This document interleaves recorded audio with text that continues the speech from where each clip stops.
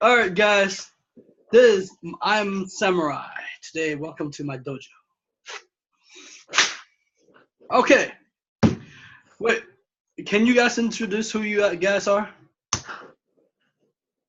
Who's going first? Troy or I'll let him go first because I'm sure he's gonna want to do a thing. Well, my name is Kalif Clark. I am a podcast producer, also known as the Professor John Gotti of the Debate Amongst Friends podcast. Um, and my client, the Right. reigning, defending, Absolutely. undisputed Hmm. podcast champion Right. that could chop any mountain down with the back of his hand. Troy Lee, better known as Holly Woo Doc Lesnar. What's up? What's up? Yeah, my name is Troy. I go by many names: Doctor Wednesday Night, Doc Ocean, Doc Hollywood. I guess now is a new thing. Um, I am really just a voice. I am not this guy right here. This guy right here is the Professor John Gotti. He's the king of RNG, the troll master, the data analyzing ninja. This guy crunches data with his teeth. how good? Major Bless. Woo! You guys are awesome. How you guys to develop these type of speaking style? It's natural. We've been friends for a long time. Yeah, I would definitely say a lot of it had to do with our college days, actually, to be honest with you. I think it all started with just us saying like certain phrases like tragedy and Right. and karma. Then we just came up with like carmody, like, and it just took off from there. Like, Nah, I think you guys seem that so was the fun though. genesis of it all. You guys seem so fun though. It's so fun. No, all right. So Khalif was mentioning you, Troy. He was talking Mhm. about you guys or I don't know if he was interviewing, but you do the interviewing. I don't know who it is, but what made you guys do the interviewing other people to inspire? That's interesting. As far as you said, other people. He's talking about Angle's podcast. Oh, that's on you. Yeah, yeah. So I actually got approached by him on LinkedIn. Actually, as I was mentioning before, he was someone who wanted to do 1,200 podcast interviews with interesting people within 84 weeks. And I had the opportunity to do it 2 years ago, but I kind of missed that deadline. So last year, when I had the opportunity to do it, I basically jumped on it. And I had a chance to meet him in downtown Dallas at a really nice little work co-op spot. And, we just shot the breeze for about a good 12 minutes. I had a chance to speak with him after the interview. We actually had an opportunity to enjoy some burgers from a place called Hop Dotty, which is incredible. And if you make your way out to Texas, I'll be sure to bring you out there so you can try some good old-fashioned Texas food out there. Mm. But the on when it came to this year, the gentleman wanted to get some new people to bring along, and I'm like, well, you got the old guys. Brock Lesnar, he's younger, he's faster, and hey, he's a 12-minute kind of guy. Technically, I'm older, but I get what you're saying. Um, and it was a good opportunity. It was a good experience. Engel is really, really motivational. I think a lot of the questions that he asked kind of makes you think about why you started doing what you're doing. So for us, joining podcasts or doing podcasts, and then also trying to help other people do podcasts, I think having his interview questions kind of gave me an opportunity to sit back and be like, hey, we're doing more than just trying to entertain. We're trying to kind of create a whole network. Absolutely.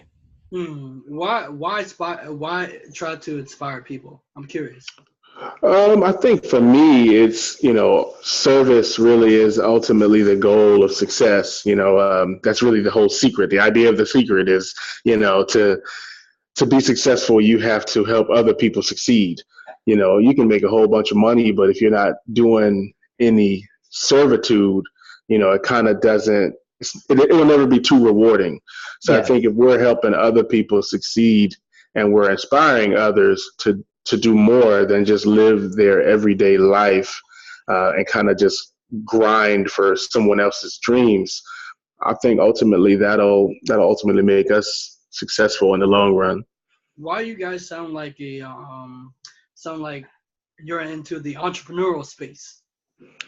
Well, I mean, I know for me, again, I want a whole network. I mean, if I can have, 15, 20, 30 shows under an umbrella that we create, I think that'll be fantastic, somewhere along the lines where not only are we helping other people do things that they feel they can do, but ultimately I think everybody wants to kind of be a boss of something.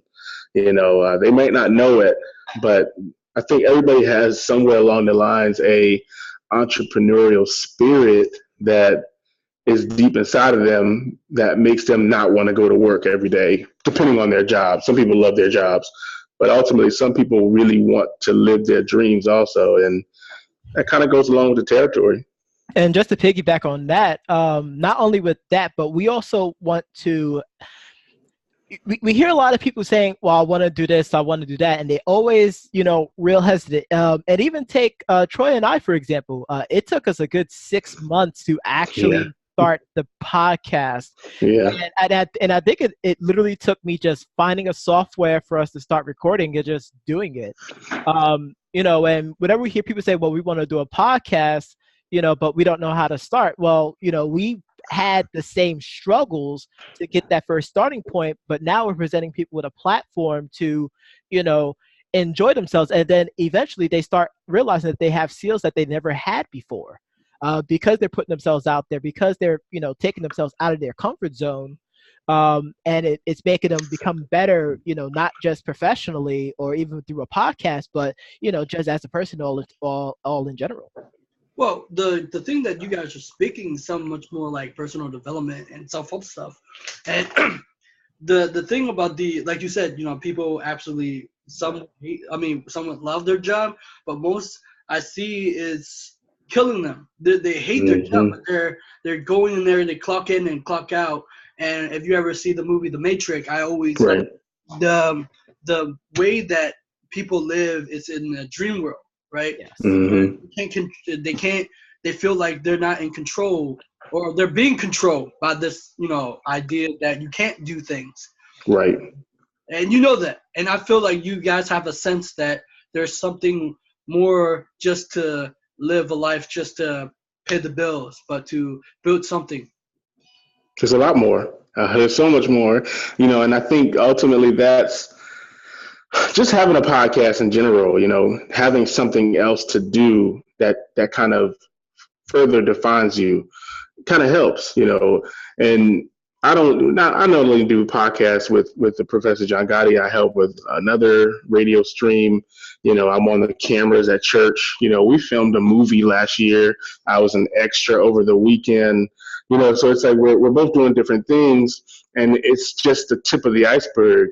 We're taking the things that we want to do, the things that we like to do, and ultimately making it a passion project that one day, if it was to make us money, which of course we hope it does, it would be fun. You know what I mean? Like if I say, hey, I'm going to go out and I'm going to record myself drinking beer. And then somebody's like, you know what? I want to see that guy drink beer. A lot of people say that, hey, I want to see that guy drink beer. And I just drink beer for the next year. And then somebody all of a sudden starts throwing money at me for drinking beer. I would say that's a pretty successful a little show that I would have there. But it's just the same thing with any and everything that we want to do, video games, 10, 15 years ago, if you were to say, people are going to be out there making money streaming and playing games, people would have just laughed like, oh, no, you're not making no money playing no games. But here we are, and we're familiar with going to Evo in Vegas, and it's like millions of dollars are being thrown away. People are sitting on their couches watching Evo on ESPN, and it's like, I mean, that could have been us, when people were telling us not to do it. Yeah, you're right. So I think the one thing is that people should just go out there and kind of, live it up. I know the term YOLO and living your best life has been overused over the last 2 or 3 years, but I mean, It's facts. I mean, look at mumble rappers.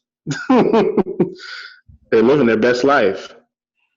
Well, to the context, I mean, YOLO, yes, but in a different way that you're going after your dream instead of trying to escape life. Right.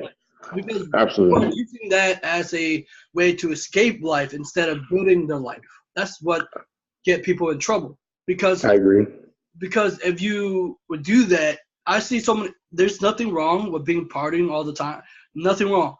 But if there's a sense that something is meaningful to you, you can build it. Agreed. I agree. I agree wholeheartedly, and and it could come from certain movies or reading certain books, but I've always lived by trying to make other people around me better, and to me, partying has never really been my thing. I've never been a party person, but getting consistently better at something is just always something that's been more fascinating to me. Learning something different, doing something different. Um, I guess living to the beat of the sound of my own drum. That's the way we kind of live. Our podcast is different. We're not in the business of just kind of staying with the narrative. We kind of create our own narrative. And I think ultimately that's just the way we've decided to live and do our business. Absolutely. What make you guys start a podcast in the first place? What inspired your spark? Honestly, yeah, that's a tough one. It was quite literally like we really enjoyed talking about sports so much, and we literally just every single day on the way home for either of us, like we'll be talking on the phone and we'll just shoot the breeze about sports, and it'd be a good 2-3 hours, maybe even more.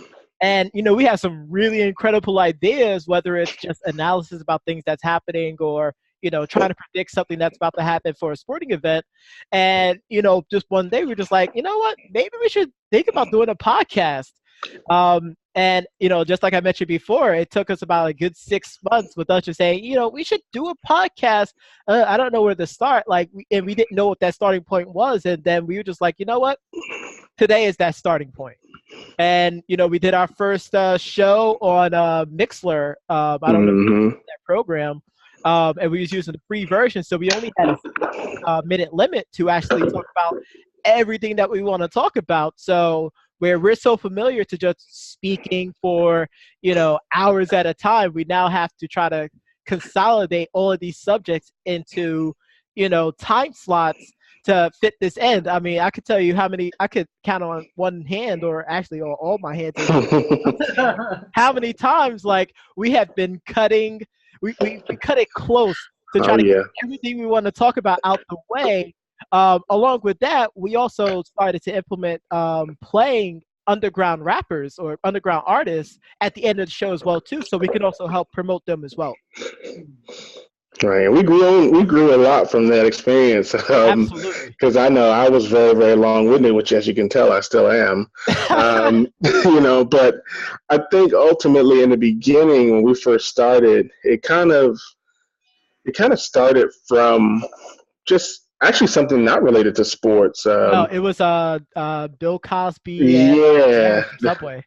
Yeah, we kind of started from, hey, rape is rape, but the narrative was kind of comedy versus serious, depending on, I guess, the race that you were. And you just could kind of tell, hey, Jared's getting a foot long.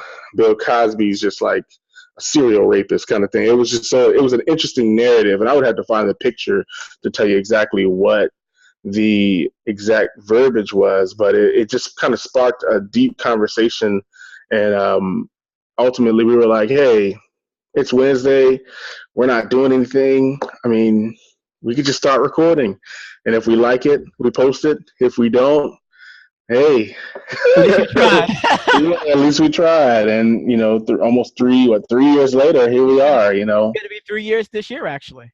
Yeah, we just celebrating a 3-year anniversary. I mean, and just thinking about it, we wouldn't have thought that we'd have went through a year. Mm-mm. And we finally had our first experience like going to an event, which was Evolution out in Vegas a few years ago.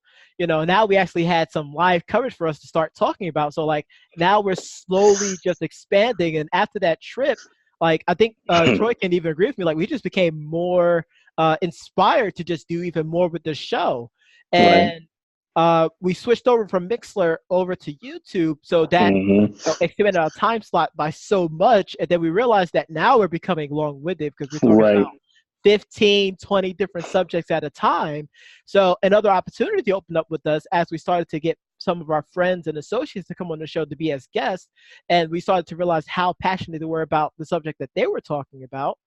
Now, Debate Amongst Friends expanded onto Business Amongst Friends. And now we have 3 podcasts underneath that umbrella, which is Debate Amongst Friends, which is the show that myself and Troy is talking about, where we're basically talking about the 4 major sports. And I also like to bring in some esports as well, too. We also have Barking Out Amongst Friends, which is our pro wrestling podcast, in which our friend Jonathan and Toya are the head leads of those. And we basically have no control over what they're talking about, but they took it from a little baby and it just grew from there because of their passion. And the last one that we have, which is Duke It Out, which is actually the podcast that Kelvin hosts with his wife, Linaire, as Duke and the Duchess. And they talk about, political subjects and pop culture and movies and comic books, and all that other stuff as well, too. So, really expanded so much already. And now, within the upcoming weeks, we're going to be starting our video game stream channel as well, which is Gaming Amongst Friends. And we're going to start streaming The Division 2.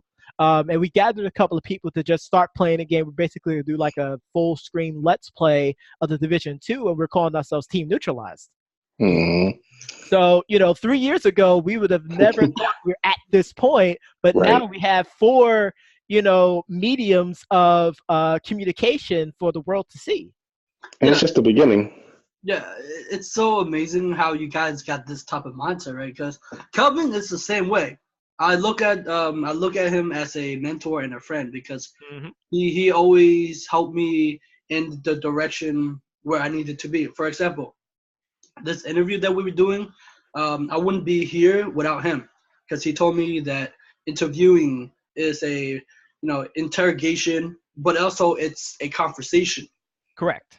And he helped me a lot. He gave me so much knowledge that I would be able to inspire other people to go out to do whatever their dream is. But my mission, my true mission, is to impact the special education or the current education, because I think that we believe as a society that education or school is important, but we're not addressing the issue. I was put in the special education back when I was a kid, and I thought I was stupid until I started reading books about the brain. And it changed my life. So can you talk about how was your experience with school or college or whatever, and how can it be improved to this day? I'll let you go first, sir, because I know I'm going to be very, very long-winded. Go for it. Okay. So as someone, I guess, who I felt like I was always a little bit advanced, moving through school, I felt I was always kind of grasping things pretty easily. By the time I got to high school, the high school that I attended, they actually broke people into phases. So I guess their methodology was, we're going to gradually bring certain people along. We're going to push people to a certain extent in this phase. And then this phase, this is the cream of the crop. We're going to hit them with everything we've got. Those are the people who get the AP classes. They get, the honors. They're going to get pushed the most. Well, I was in that phase, that middle phase, which I was okay with in high school. And it kind of, I feel like now, especially with education and so many other things, everybody uses something to diversify and separate people. So I feel as though when people are put in special education, it's something to classify them as something like, no, you're not dumb, but you might not learn as fast as others. But the way they go about it, it makes it seem as though this person just isn't capable of learning like this person, when really it might not be the student, it might be the teacher. Or it might just You know, be the style of learning for that person as well. right, because there are 3 different learning styles, of course. But I would say, looking back on everything, it's like you're looking at people who, they're smart. They might just have a behavioral issue, and that behavioral issue might be something based on something that's going on at home. And at home, whatever is happening, the parents might not even know that it's affecting them in school, because the communication isn't open between the parents and the teachers. Because depending on, how busy your parents are, some of them don't make it to the parent-teacher conferences enough. They just know that something's going on. You're not in the class or potentially grade that you're supposed to be in, but it's there.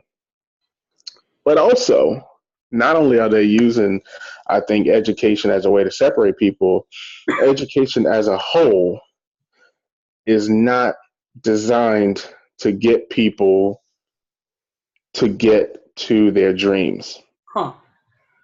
Two-part Why? two-part portion on that. So the first part is, when you go to school, the first thing you're taught is your ABCs, your numbers. Yeah. That's the first part. That might be the most, I would say that's the most important part to probably getting to your dreams. You can count and you can start to spell. You can actually read. It's probably all they're going to teach you. After that, everything is info dumping and regurgitation. I'm going to give you all this information. Some of it you may not ever need in your entire life, but I'm going to give it to you, and then you're going to regurgitate it back to me in book reports and homework and midterms and exams and, any other way that you can regurgitate it back to me. But this is something that you might not ever use. Now, the skills that you might use, the research, the writing, those are the things that you're going to use, but the information itself, a lot of times you don't really need. And in this particular situation, as we get older, we're like, man, I wish we would have learned how to do taxes. I wish we would have learned about 401ks, managing a bank account, credit. Yeah. You know what I mean? Yeah. The things that you wish that you would have learned, you have no idea about. And if you come from a household where your parents don't know, then you're double screwed, because nobody is able to kind of teach you how to do these things. Now, the other part is, I read a book once, and a lot of people, they get a little squeamish when I mention it, because it is a weird sounding book, but it's a very, very good book. It's called Outwitting the Devil. Napoleon Hill. It's Napoleon Hill. But a lot of people don't want to read it because of the title. But I said, listen, this book, although it sounds creepy, and when you're reading it, it comes off as creepy, but some of the things that he says in this book, when you think about it, it kind of makes sense. And he mentions also how, I guess at this point, the devil uses things like education to not only separate, but to get people off of what their destiny is or their passion is. And that's where your analogy of the Matrix kind of comes in, where it's like people are so far away from their passion and their destiny because people are not being brought up or raised to meet that particular expectation. They're being raised pretty much to be what society wants them to be. Huh. You read Think and Grow Rich? Oh, definitely. Oh, Oh, definitely. I think it's one of those books where I think you would have to read a lot of those books. You have to read over and over, because I know I've read Think and Grow Rich. I know I would probably have to go back and read it again. Outwitting the Devil, I read the entire book. I mean, there are several books in that particular area that I've read, In a Pit on a Snowy Day with a Lion, The Magic of Thinking Big, The 4-Hour Work Week. Some of those books, it's like when you read them, it's really all about changing your thinking. The secret, it's really all in your mind, not so much imagining things, but consciously making the effort to put in your life the things that you want. So it's like for us, if we want to have, more success, we have to change the way we think so that we can get the followers and we can continue to push the envelope in basically creating this whole network that we want. It's all about our mind. Most of the time people are like, oh, I'm so tired. It's like, you're not really tired, or you'd be asleep. It's your mind. You got to change your mindset. Change your mindset, you might change your eating patterns. Change your mind, you might change your sleeping patterns.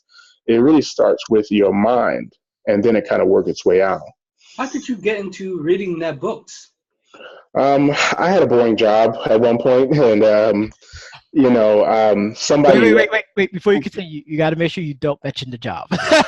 Well, it's an old job. I don't work there anymore. I worked a boring job, and I had a lot of time. And I remember I used to send myself PDF versions of books. I think it started with The Alchemist. And then it kind of went on from there. Somebody mentioned The Alchemist to me, and then I think from The Alchemist, I went to Think and Grow Rich. And then from Think and Grow Rich, I believe I found Outwitting the Devil. From Outwitting the Devil, I found, The Magic of Thinking Big. I finally read The Invisible Man, which I had put off. I think that's Invisible Man is that Ernest? No. Crap. The Invisible Man. What is his name? African American too. But what's it about though? The Invisible Man is about a young man. It's really pretty much during the Renaissance, and that's why I'm so mad I can't remember his name. I'm actually going to walk over there because this is going to bother me the whole time. I'm telling you about this.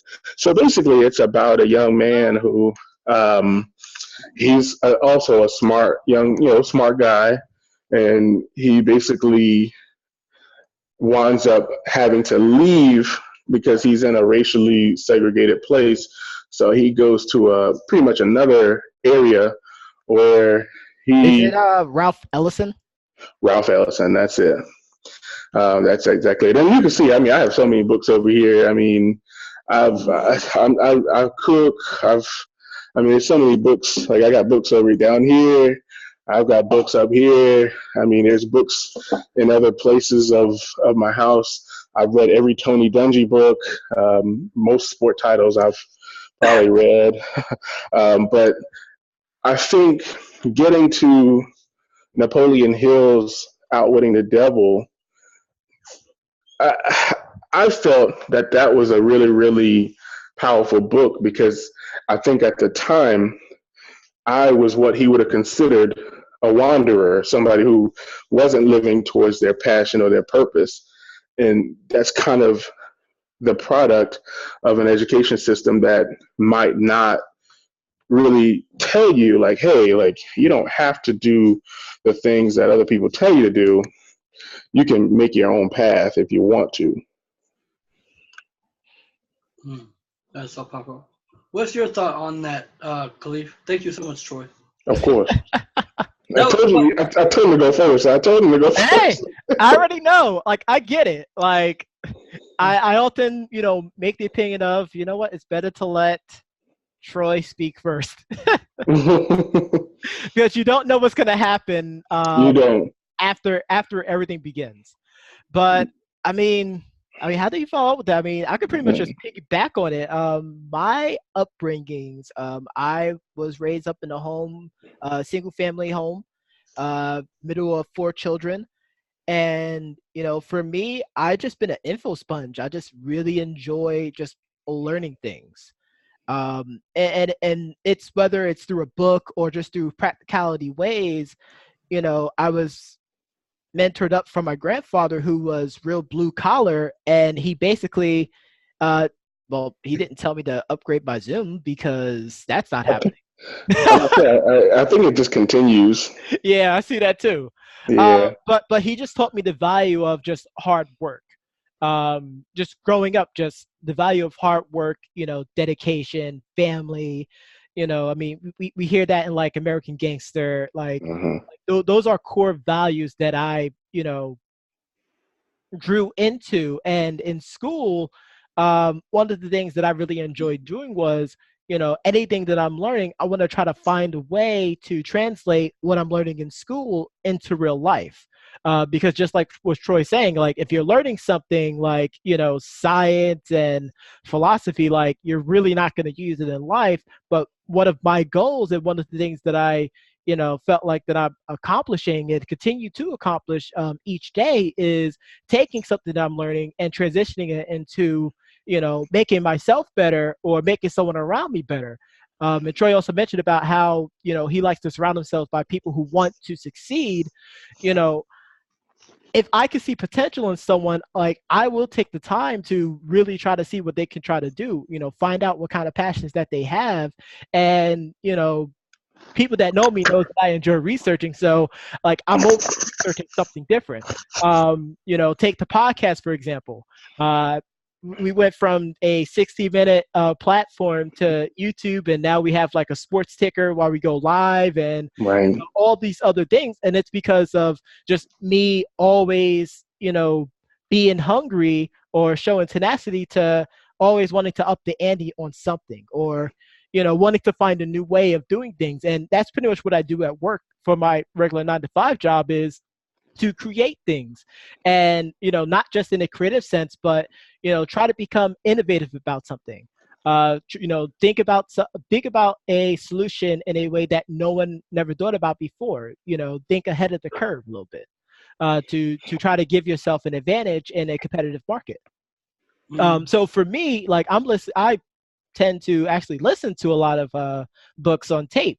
At least whenever I have the chance. Now, I guess within the past few years, I really didn't have a chance because I'm just always busy doing something. But I mean, when I have a chance, like I would read like, business Bibles, or like 10 keys to success, or, those type of um, those type of books. Because one of the things that I wanted to do, because one day eventually I'll push myself to go for my doctorate. One of the things that I want to study is game theory, because I've always been curious. Oh, I heard about game theory. Sorry.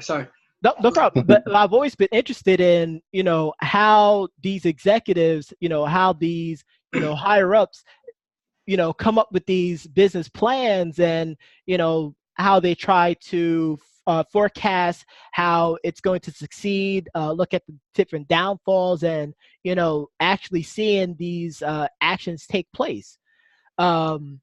So those are the things that I've always been interested in. And it started off with school. Like, you know I didn't really got pushed into certain programs. I was just there. So I just made the best of my situation.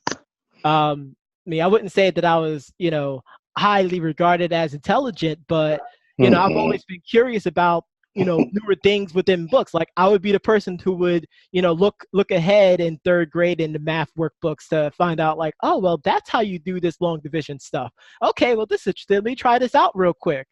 Or as soon as they started to get more advanced in technology, once they introduced like Windows 95, like I'm spending hours after school just learning about what is this computer thing and what is this Microsoft, this word processing thing that's going on. Like that was the things that I was doing as a kid. Absolutely. And Uh-huh. just to piggyback on that really quickly, so I actually was a doctoral student. That's how I kind of got the nickname of Doc. I was a doctoral student, and unfortunately, we couldn't do game theory. And my dissertation or my research, what I was trying to, I guess, add literature to, was how those managers make decisions and really how it affects employee morale and retention. Mm-hmm. Um, However, the literature is there.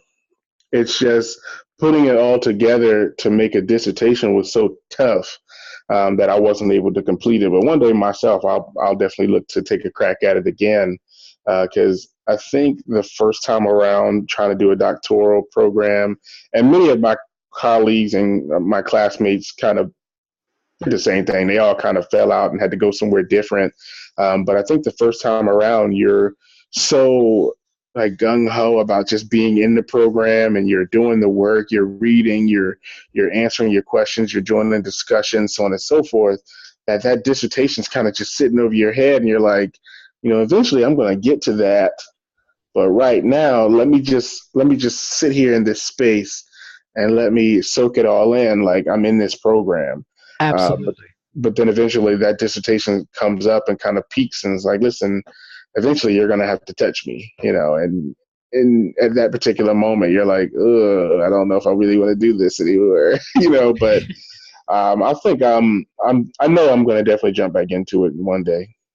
What before you go, Troy, what, the law of attraction? The law of attraction, I've read some of it. I know there's a few different laws, but I kind of feel like it's somewhat wrapped into The Secret. Yeah, I know about The Secret. Yeah, but the law of attraction kind of goes with the whole idea of your mind, like writing a goal down, seeing it every day. It's like when you get a new car. I don't know if you've ever got a new car, but after you get a new car, all of a sudden you start to see that same car outside on the road. You're talking about the reticular activating system, right? Right, absolutely. And to me, it's like the law of attraction. I think if you think about something and you focus on it, you're almost sending things out for you to attract that, and that's why people always say to think positively, is if, think and grow rich. I mean, that's ultimately what The Secret is. That's also what the whole idea is. But I think people take it the wrong way and they think it's more of an imagination thing. And then you kind of go into, faith and religion and belief systems. And it's like, it's all relatively close. It's just how people, I guess how people interpret it in the long run. Interesting. Thank you. Of course. You guys have any fears while doing your entrepreneurial podcast stuff? And how did you overcome it? That's a good one. I think, I know I can speak for myself. I mean, just not knowing, if you'll ever catch that break, like, hey, like, will it ever get to a point where it's like, man, like, nobody's ever going to listen, or nobody's ever listening, will we ever die out? Like, will we ever be like, you know what? Mike and Mike from ESPN, they're like, oh, they don't want to do this anymore. You hear rumblings that they're no longer friends. Like, hey, will we ever, be like, man, I don't want to do this with you anymore, man. John Gotti, you are the worst. Like, and we kind of, say, hey, if it gets to a point where it's not fun, outside of the podcast, it's like we're more friends than we are podcast partners. So I think for us, it's like, if it's going to come between the podcast and our friendship, of course, we'll choose our friendship, of course. Mm-hmm. So that's one of the fears I could see someone potentially thinking. But ultimately, I think it's just a matter of just not failing, pretty much. Failing is always the fear for me. And I actually agree with Troy. Failing is probably my number one fear just in life, not just the podcast and all entrepreneurial stuff. It's just, the fear of, okay, well, one day, will I give this up and leave so much on the table? Right. I mean, and one of the other things that he was talking about too was, if we make it big, at least for me, like the fear that I have is like, will we still keep the same mentality?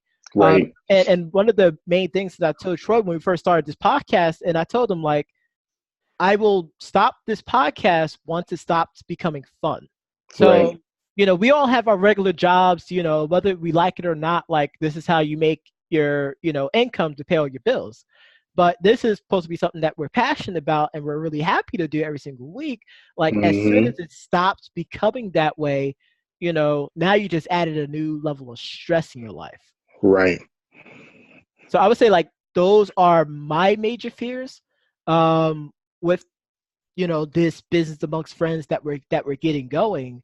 I mean, as far as just getting people to listen or not, I mean, I just felt like it's gonna come with time. Mm-hmm. Like I've watched many of YouTube channels and listened to many of podcasts where people had like 5 years of not having anyone subscribe or listen to their stuff, but all it takes is just that one particular event. Like something will happen that will cause people to start listening in. And and I guess another fear, now that I put it up there, and Troy, exactly where I'm going with this one. The one thing that I wanted this podcast to not to be is mainstream media. Right. Huh. Like, And I mentioned that earlier. Yeah. so, for us, we want to talk about things in a way that is objective and, allow people to think about things and formulate their own opinions instead of just being real TMZ like and just talking about things based off of rumors and acting like they're facts kind of thing.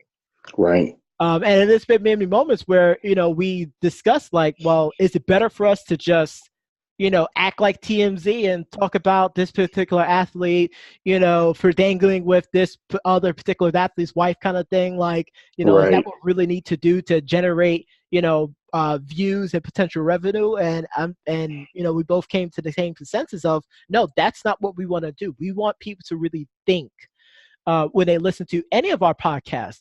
And the other thing that we want to do along with them thinking is, if they have questions, we want to be able to also educate people as well too. I mean, I could count how many times where someone will ask us about the podcast and we tell them what we're talking about.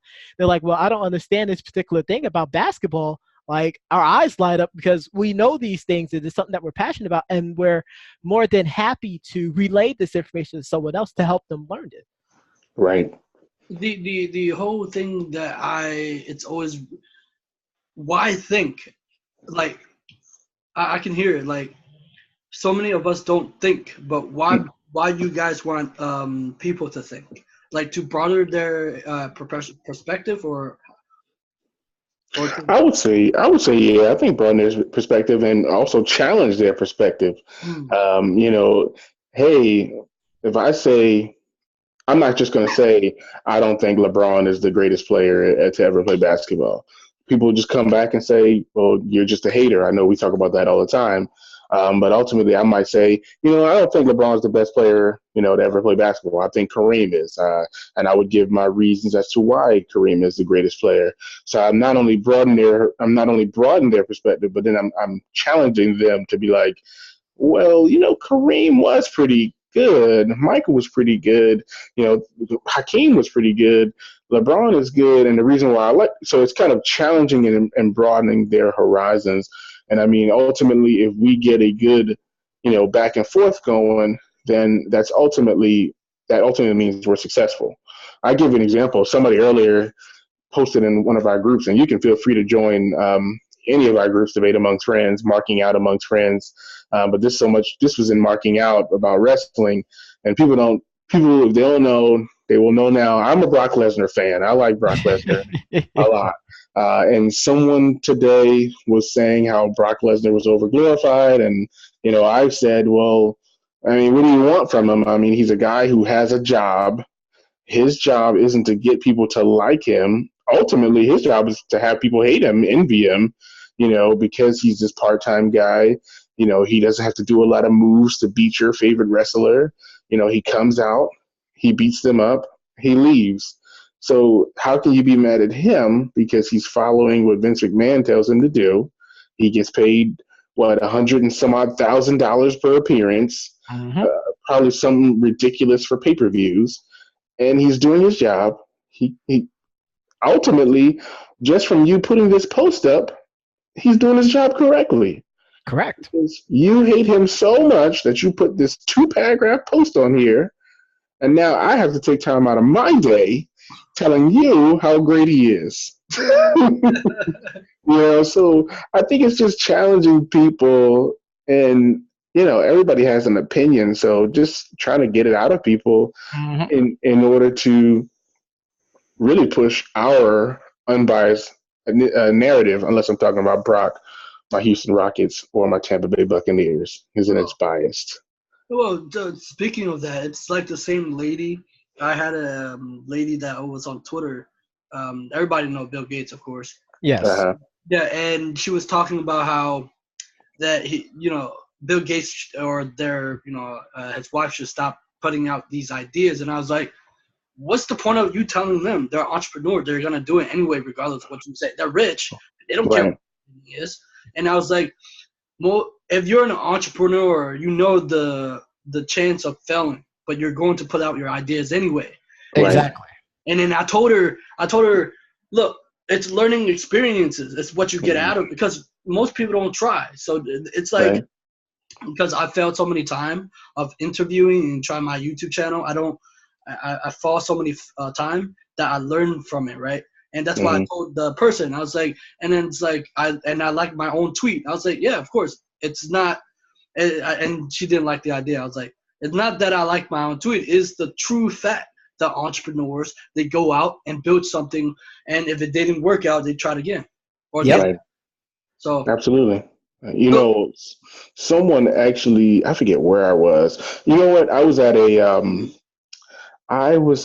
a class or training at my job, and I think someone said, "Do you know how the first smartphone was created?" And we were all sitting there like, how or whatever. And he had like almost like a small. It wasn't a small block, but it was about the size a block the size of our phones now. I mean, our phones gradually grew over the years, but it was a small block. And he said, you know, can I fit this block in my pocket? What can I do on this block? I can write stuff down. I can look at it. It can have the time on it, the calculator. What can I do with this block? And eventually they're like, you know what? If we had a phone the size of this block, we could do different things on it. And I mean, ultimately, when you think about the smartphone, you're like, and my brother said this earlier, he's like, people have smartphones to do dumb things on, but here we are, using our phones as a means of having a conference with 3 different locations around the world that's true.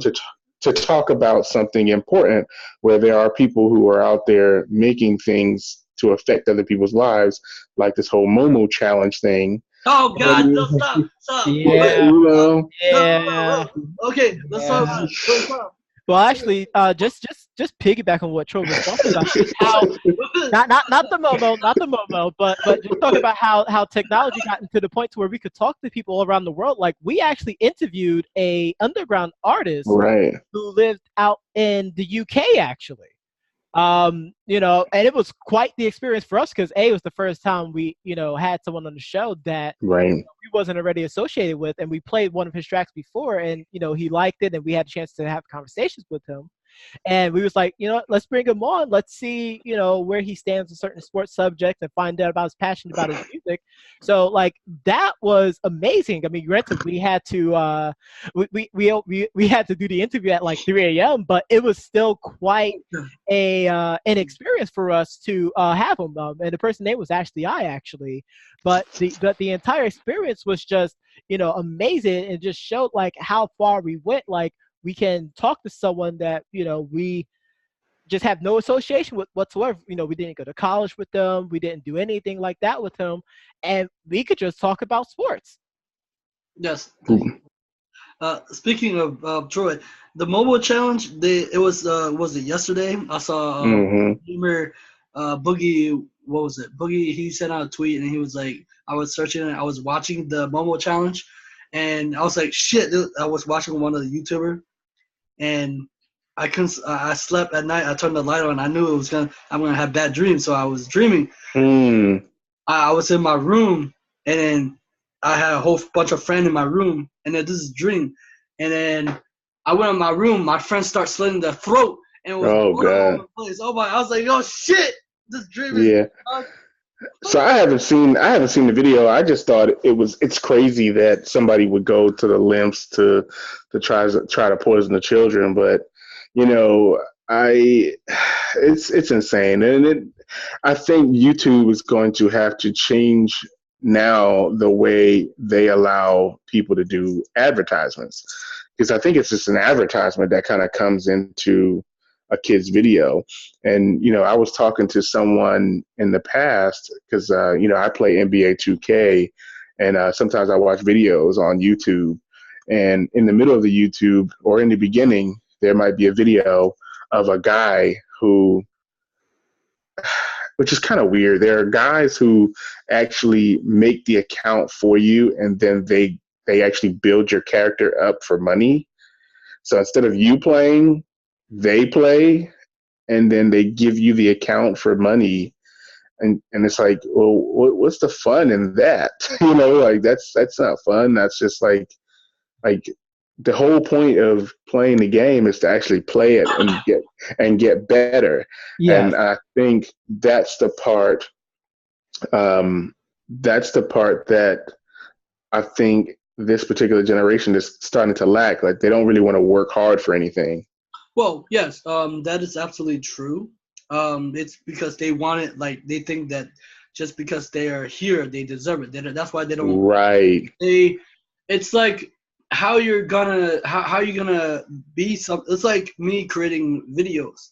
If I don't put it in, creating videos, what's the ROI coming back? There's nothing to show for it, right? Mm-hmm. What you guys talk about, how we like this could never happen. Like you and I and Kalif, we could never talk to each other, right? Mm-mm. And I could never talk to other people who I want to interview, just like authors or best-selling authors. Right. But the problem is most people are using this just to escape, and they're not using it for their dreams or their potential. That's the problem. Yes. Absolutely. I agree. And I think at first I was against it because I hate technology. Sure. I hate technology for what people do with it, because people don't understand Facebook, Twitter, and Instagram and YouTube. If they ever understand about notification, companies, they understand about the human brain. And every time you get to the notification, they feed your dopamine. So every time you get addicted, every time you see that red thing, you anticipate it. That means you're getting a reward. So it built your habit. So what it's scrolling your life away instead of building your dreams. That's what right. And again, that goes back to outwitting the devil, and that's something that's not in the book because it wasn't around at that time. Yeah, but now that it is a problem, it's like it's just another distraction, and I think ultimately that's the key to being successful, is to limit the distractions and to continue to go after your dreams. Unfortunately, the dreams now is to basically mimic the things that they're seeing. Right. Which is just not even just cutting off that potential, but it's just killing the potential. What do you mean by that? So if you think about all these challenges that's been taking place for like the past couple of years, right? I don't want to say some of them because some of them are just so asinine. It's ridiculous. But you're talking about challenges and things like that, or like you're talking like the ice bucket challenge. Okay, that was great. It was for charity. Tide Pods and whatnot. Tide Pods, like those type of things. Like people are now doing these things because it's cool and it's hip because it has over 5 million views. But they're not sitting back and saying, well, it's good for entertainment. Let's leave it as entertainment. In that little box, and then I can continue on with what my potential needs to be. Now, this person has 5 million views. I should do something similar like that, and that's how I can succeed. In my feelings challenge. I mean, I didn't want to say that one because I didn't want anyone on this call to start doing that. Like I would have just. No, I mean, I'm not. I'm in the house. I can't even go out to the car right now and start it up and drive it while talking to you guys. To a point to where people don't need to be around the car anymore. You already know. But yeah, I do agree. I mean, I think people do tend to mimic a lot, and I guess that's the importance of our show, is that we try to be original. We're not really trying to mimic others. We might take an idea or a concept, like the ticker. We used to have something like "Pardon the Interruption," like the little chart. But ultimately, we try to keep it our own, rather than somebody else's. And I would suggest you do the same. And I think you're doing a great job interviewing. Wait, why would you say that I do a great job of interviewing? What do you mean? Well, I think because I've just started interviewing myself because I do help, another gentleman by the name of Il McKenzie on his show Quarantine Radio, and I had to kind of start asking interview questions myself. And I remember one day my brother asked, he's like, how do you know what questions to ask? And I was like, I don't know. I just kind of sit there and I listen and I kind of use, I guess, my listening skills to Hmm. ask questions, and I guess that's the whole purpose of an interview is to kind of listen to what they give you. You can have Yes, like maybe 5 questions in the beginning, but ultimately the whole interview is going to be really about what you hear. And I could just tell that number one, you're listening attentively, and number two, you're not asking generic questions. Your questions are pretty specific and targeted to gaining information specific to your viewership. Hmm. absolutely. Just to piggyback on that one real quickly too, you also, along with listening and asking some really compelling questions, you're also, and I think this is what Troy is alluding to, asking a lot of leading questions to try to get more information about it. You know, Right. you can hear when you're interviewing someone how passionate they are about a particular subject, and that makes you naturally curious to find out what else, do they think about this? Like, let's find out, how much they know about this, and maybe I could learn about this as well too. Interesting. Well, what? Because I knew that he had a very good listening skill. Because I was pinpointing, I can hear what it's because I've been doing this for a very long time. It didn't Hmm. happen for like interviewing, but if you ever read How to Win Influence Friends, no, Influence Friends or something by Dale Hmm. Carnegie, it's where Sounds familiar. it's where you go on out and try ask strangers for pinpoint what they're interested in, and at first it was really hard and comfortable talking because when I was a kid I never talk about people what they're about. It's not I never talk about their interests, life, or their stories because Hmm. that stories are very interesting. It could inspire, it could impact people, right? Right. And it's a you're right. It was targeted because I can pinpoint what I want to know about and go deep in because that's how I can help other people to see that we're all the same. Not all the same. Right. We have common background or common ground where we can help each other to grow up. Absolutely. Absolutely. Yeah. And this is Now, great. go ahead. No, I was saying this is great. You guys are always talking about success, but what successes look like to you? Success. I don't think success is something that is physically attainable. I want to say that success is something that you feel mentally, you might feel emotionally. Um, like I give you an example. I coach football on the side. You know, a successful drive or a successful play is one that gains yards or scores a touchdown. You know, physically, I didn't score anything. I just might have called the play, or I might have helped somebody learn how to throw the deep pass, or how to run a route, or how to block. And when you see it and you experience it, that joy that you feel of the successful drive, something that you practice, something that you worked hard on, or something that you just spent a lot of time doing, I think you just get that ultimate feeling of satisfaction that it worked out in your favor. But success also could be a failure, something that you wanted to happen so bad, but you failed. And the success could be in knowing what caused you to fail. Hmm. I never heard of that one before. It's like, if you were to, like when we were kids, we were taught, not to touch the stove. Of course, you burn your hand, you're like, ugh, that hurts, but you'll never do it again. In an important situation, you need not to touch the stove, you won't. Or another example, when we're pouring milk as kids, I think everybody and their mother has dropped the bottle or the carton of milk. It's like you have that experience, like you start to learn your limitations. Yes. And I think the minute that you start to learn your limitations is the day or time in which you can break your limitations and kind of push forward. How about you, Kalif? I mean, I was gonna say success from failure. So one of my main things, and I take a lot of this from Golden Boy, which is an anime that I really enjoyed when I was growing up, is to become a student of life. And through your life cycles, you're gonna have a lot of ups and a lot of downs. And one of the things that's going to help define you as a person is what you're gonna do. Not to quote Hulk Hogan, you're right. when those low points happen, like, are you going to rebuild yourself back up, or will you allow those low points to define, who you're going to be for the rest of your life? So yes, to piggyback on what Troy was saying, you can have failures, but it's about what you do with that failures that can lead to even further success in life.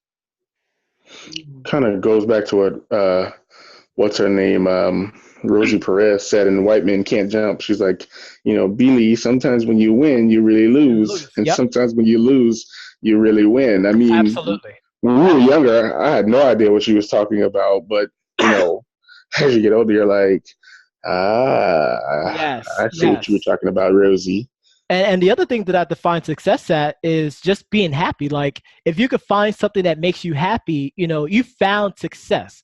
Like, maybe it's not monetary, maybe it's not like, world being like a phone, a computer, a gaming system, but like you found something that made you happy, and so you can say, yes, I'm successful at life because of this particular reason. And one of the things that Troy and I enjoy talking about, and he hears me say this all the time whenever we talk about jobs, is, identifying those, small victories, because those smaller victories lead to larger victories, at the end. Like, you can't just think of a huge goal and expect it to just go straight to that, huge goal. Like, you have to set up those smaller goals to try to accomplish, and it's basically building blocks towards a huge house of success.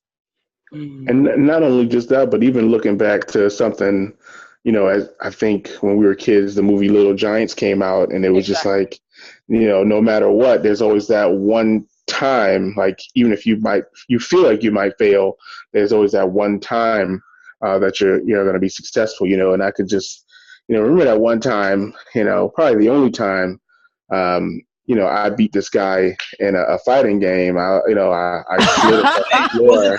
Was it Taken? Wait, No. It was Killer Instinct. Yes. I beat this guy and I slid across the floor.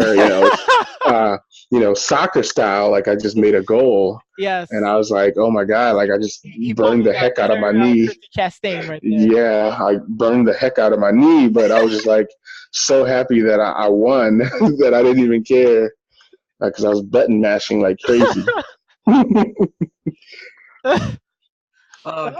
was at that moment that I announced my retirement from Right.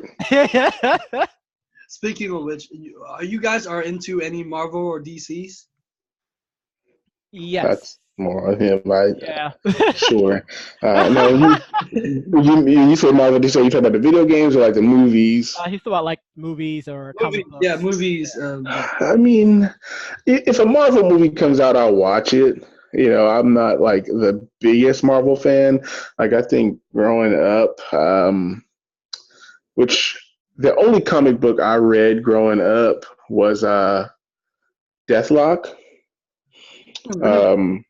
Right. Not too many people, like, because they haven't made a movie about it yet, which I don't know if it's ever going to happen. But, there was even a Deathlock versus Daredevil comic that I had. And I was like, this guy is great. Like, he was kind of like Daredevil and Punisher together.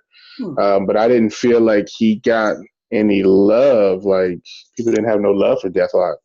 And, you get your Spider-Mans, your Iron Mans, like, sure, but I mean, if I'm gonna watch anything, it probably would be an Incredible Hulk.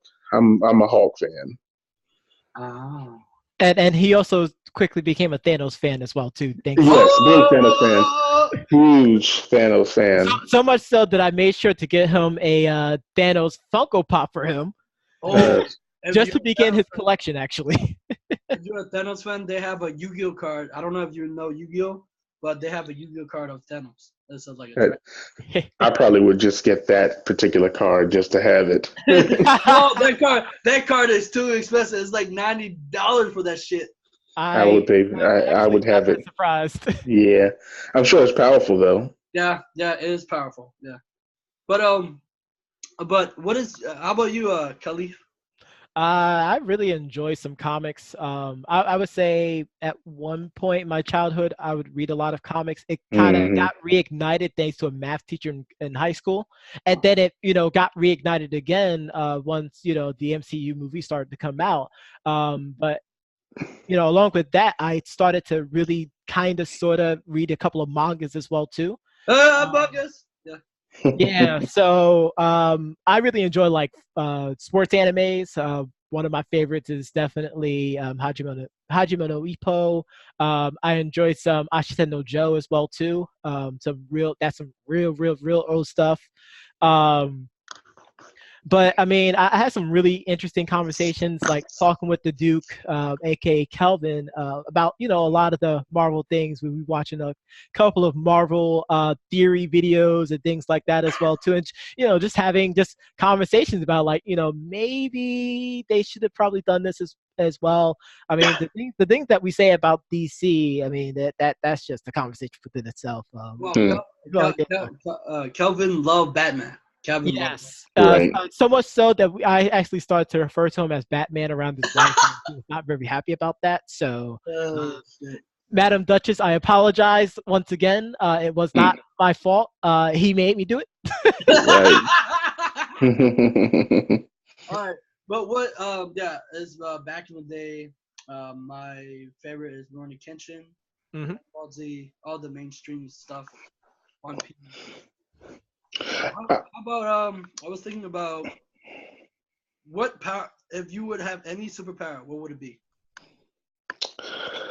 I was just thinking about this the other day because I was watching the Umbrella Academy.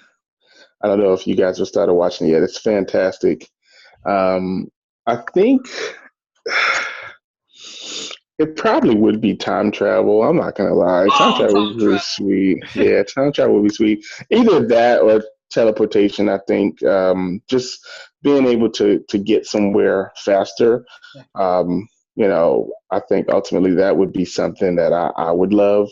You know, I don't know if it would be something like being the Flash or you know what I mean. Something where I would be able to get somewhere faster. I think would be pretty sweet.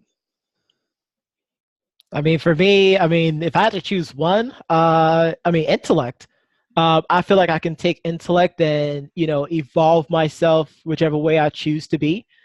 And it can, like, I could create certain things. Like, I could pretty much become the next Tony Stark and build my own Iron Man Yeah. suit. I mean, Oh we shit. Right. there's been videos out there of people actually building, fully functioning Iron Man suits, or we can eventually, I could be the one behind the one, Hmm. flying cars a la the Jetsons. Like, there's Right. so much you can do, with intellect. And I mean, if I have to fight, like, um, a good movie that I enjoyed watching, speaking of Robert Downey Jr., was Sherlock Holmes, Yeah. and the way Mm. that he would analyze a situation for actually engaging in a fight is something that I've always enjoyed, you know, doing as a kid. Like, well, if this was to happen, what kind of things I can do to, Hmm. avoid this type of thing, or if I have to do something, like how can I neutralize Neutralize. That's right.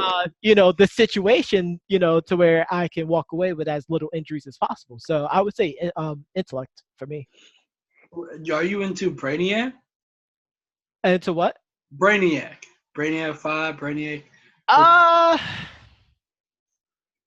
I mean, I like what they was doing. I enjoyed the Justice League show when he merged with Lex Luthor as well too. I would say like that storyline was actually pretty compelling. I don't want to say I'm like a Modoc kind of thing, because I mean I'm not a complete sociopath or a complete psycho. Um,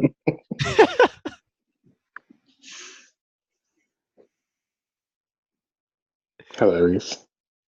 I just think, let me put that out there. I already have people thinking I'm a sociopath for some reason. I just think in a way that people don't think of before. Like, but why? Like, why you keep saying why? Because why? And I have to thank our philosophy professor for that. Yes, absolutely. When the two of us took philosophy, it wasn't in the same class actually, but when we were taking philosophy, we had this one professor that wouldn't just let us do things based off the book. He made us think outside the box. To the point to where before he got fired from the place, of course. Right. He Before sure he did got get fired fired. there. Yeah. He basically gave us exams, and he was like, well, I'm gonna walk away, so do what you need to do. And pretty much the whole class cheated by looking through their books, and everyone failed because he wanted people to come up with their own solutions to the problems. Right. In fact, I actually still have that book, actually, The Paradigm. I actually still have that book. I had a chance to read it a couple of times. It's actually quite compelling, but it just makes you think about things in newer ways. And we went to a Jesuit college, so they try to make you think of things in a Jesuit way, Catholic way, but it makes you start questioning everything. Right. Do you guys question everything about the world that we live in?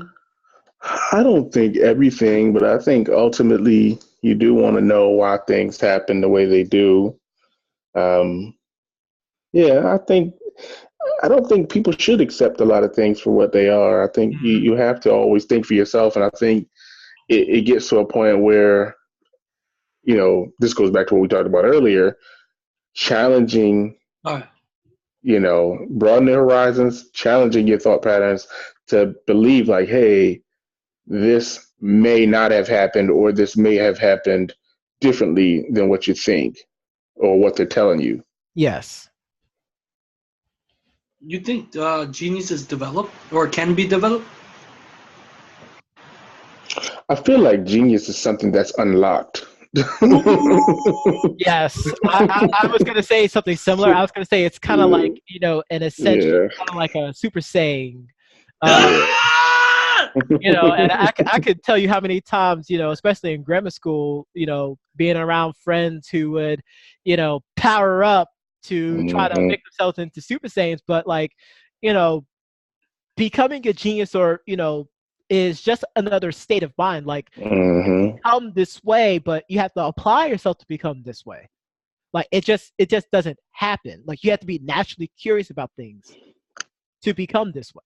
So yes, I can agree with Troy. It's definitely an ascension. Okay, if you would, we have a time machine. Where would you go? Because you were talking about time travel. Where would you go if you have time travel? Huh? So it's tough because, I wouldn't want to change too much. And I know how, everything has told us about the time continuum and all these other things. It's like, so you wouldn't want to change too much, but I probably would go back and tell myself not to spend so much money. I know that. I probably would just go back and tell myself what to invest in, what to learn, what not to learn, just some of those things. But ultimately, probably wouldn't be any more than 10 to 15 years, maybe 10 to 12 years. Don't spend money on this. Don't spend money on that. Tweak this a little bit, but really it's more of really just cleaning up a few things. Yeah, I can agree with that. There's a couple of things I would have definitely tried to change about, things within my life that could have been better, especially after you realize like, man, I could have just done this instead. And I'm pretty sure we all had those moments where we're like 5 years, from now, you're like, man, I should have done this instead. Things could have probably turned out a tad bit more better for me. But I mean, for me, I would just travel back in time just to observe. Like, I've always been interested in like the 1920s, gangster times. I'm a big. I mean, that's where the John Gotti of my persona name came from. But like, I've always been curious about those, times, and just wanting to see, basically be a fly on the wall and see how how they lived their lives there. Because, I mean, they had to have an idea to, build the empires the way that they've done. And I was watching a couple of videos when they talked about how a lot of the entrepreneurs of today, or just even within their upbringings, they got their influences from these gangsters back in the day. Like the only difference is they're doing things based off of legal means, that they're not doing things illegally, and as well they're not whacking people as well too. But that's Right. the point. But like that's we keep talking about risk and things like that, but like these gangsters took risk and it succeeded for them. Right. So for me, I would just like to learn from them and finding out like how their brain tick. Wait, did you watch a couple of interviews of the mafias people? So there is a YouTuber who does do some interviews with former mobsters who are currently in jail. And I mean, I just love mafia movies as well too. So I just watch those a lot. The Godfather, Scarface. I feel like Scarface, people take it people take it way too far as the influence there, but like I would say like a really good one is like Bugsy. I mean, even the Untouchable, which isn't really that accurate. But I mean, yeah, so they would either do that. There's also another series called History Buffs that I really enjoy, where the guy actually talks about the accuracy of a lot of the movies, which includes a lot of the gangster movies. But like he talked about the Patriot. I believe he talked about. It's actually a lot of movies that he'll talk about. It's so many different genres that he'll go through. So I mean, if you have yourself a chance at a pretty good Saturday afternoon free, definitely check him out though. See, I'm over here we're just plugging people today. And to be honest, any show or movie that comes out and it's supposed to be a representation of what really happened, I think I always have my phone and I'm like Googling while the show is on. Like, that's not how that person died according to this record right here. Yes. That's inaccurate. Like I give an example, when American Gangster was on, I was like, did Frank Lucas really do this? I'll Google it while the movie's on. And, just to find out, because you want to know. Okay. If you want to know, how about Bruce Lee? How you think Bruce Lee died? Because everybody have a theory how Bruce Lee died. That is a good. I never actually questioned that one. No, because everybody talk about how he died. I was like, oh my god. Yeah, I've never even thought about it, and I was a big Bruce Lee fan, but I've never questioned it or even thought about how he died. Honestly, that's a good question. That's something I might have to look into. I mean, I personally thought like he just reached the level of enlightenment to where his spirit just transcended out of his body. Oh shit! I mean, and Troy, we know about one of our favorite movies, The Last Dragon. Like, right? He got that literal glow, but instead of it just staying within his body, like it's just left out there. But it's scattered to so many other people who just got influenced by him. I do have a question for both of you guys. I'm curious because I watched one of the motivational speaker. She was on The Secret. Her name was Nicholas or something. She looked up to Martin Luther King. What do you think about Martin Luther King? I never actually talk about this or ask questions. I think it was a time where what people needed to hear as far as motivational speaking and trying to make a change and a difference is what he delivered. I think just a couple of weeks ago, if you asked me how he died, now there's a couple of rumors out there about how he died. That's kind of like shocking. And, you hope that it's not true. But I think ultimately what he delivered and what he gave us at the time was what we needed to try and take another step into, basically gaining additional rights as African Americans. Yeah, I can actually agree with him. I was going to say he was, and this is a common phrase that you hear, the hero that we all needed, even though no one really wanted to hear about it. Like he was speaking of things that made a lot of people uncomfortable. But even though it made you uncomfortable, it made you think, and his voice became more powerful than a gun. It drives people to go, well, why are we doing this? Like why is this the life that we have to live? Like we could do more with ourselves, and that just drove people to just wanting more, to basically better themselves. Have you ever guys have like been through like a really tough time or struggle, like tragedy? That's a good question. I think while we were going through it, we probably felt it was a struggle, but looking back on it, it probably really wasn't that big of a deal. But again, it goes back to the mind. I mean, if you make something big, then it's going to be big. But if you keep it small, then it'll be small.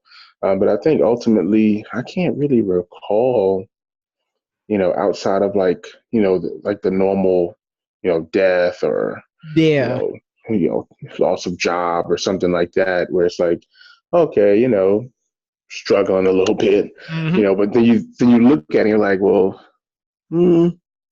that loss of a job might have been a blessing, Exactly. This person lived their life to the fullest, It's when the people who might pass away, who didn't get a chance to live their full life, sometimes that hurts a little bit. But ultimately, I think many of our deepest wounds typically are self-inflicted. That is so powerful. I got nothing to add there. That's pretty much exactly what I was gonna say. I mean, wow. All right, where can we find you guys? On Twitter, I can be found on TL Double. That's TL Double. It's like kind of a play on words because my name is Troy Lee. So the double E, which is really the double E, it's really TL and then double E. And then on Instagram, also TL Double. Debate Amongst Friends on Instagram. And then on Twitter, it's Debate Amongst Fra, because of course, character limitations. Character limitations. Hopefully, Twitter fix that one day. And then on Facebook, we have, again, Facebook Amongst Friends. Wow. Facebook Amongst Friends. Okay, I like that idea. Yeah, it is a good one. Debate Amongst Friends, the group page, the fan page. You have Marking Out Amongst Friends, which is our wrestling page. The personality who does that has a Game Runners group, where if you're an individual who wants to talk about wrestling in a group that actually loves wrestling, we always say that marks and smarks are all, readily accepted. And then, of course, Gaming Amongst Friends and Duke It Out with Kelvin and his wife. And of course, the Professor John Gotti over here at Ken 86, or just type in the Professor John Gotti, and I'm sure it'll come up with that guy's face right there. But yeah, that's how you can find us. And on YouTube, just type in Debate Amongst Friends, Marking Out Amongst Friends, or Gaming Amongst Friends. As well as Duke It Out. Oh yeah, as well as Duke It Out, and you will find those particular shows. Why did you guys name the Debate Among Friends? Well, we wanted to keep it amongst friends, and we basically. Sorry, it's 7:05. Basically, it's a platform for existing friends and to basically build new friends as well too. One of the things that we want to try to do with our forum, and we talked about this before, was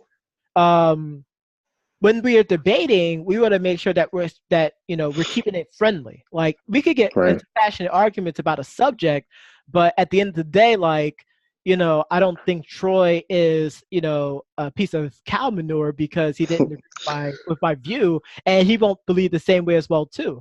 Like at the end of the day, Nor. we're all still friends at the end, you know. So we want to make sure that that's in the title. Like, yes, we're debating, but it's still, you know, within friends. And if it's new friends that we're bringing in, or if it's existing friends that we have as well too, like this is all just competitive, friendly banter. And it also goes with the theme of the six degrees of separation also, where, you know, if we have somebody who, you know, knows somebody like I know Kalif knows Kelvin knows you know other people, like we might meet somebody through you who loves baseball and wants to do a baseball show with us.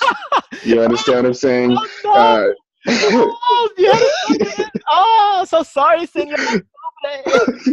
You know, because that's just the way things, you know, somebody else out there might want to do hockey. You know, the guy we do wrestling with, like I met him through work. I met a guy that he knows who does a show. I joined their show. I met somebody through him who had a football team.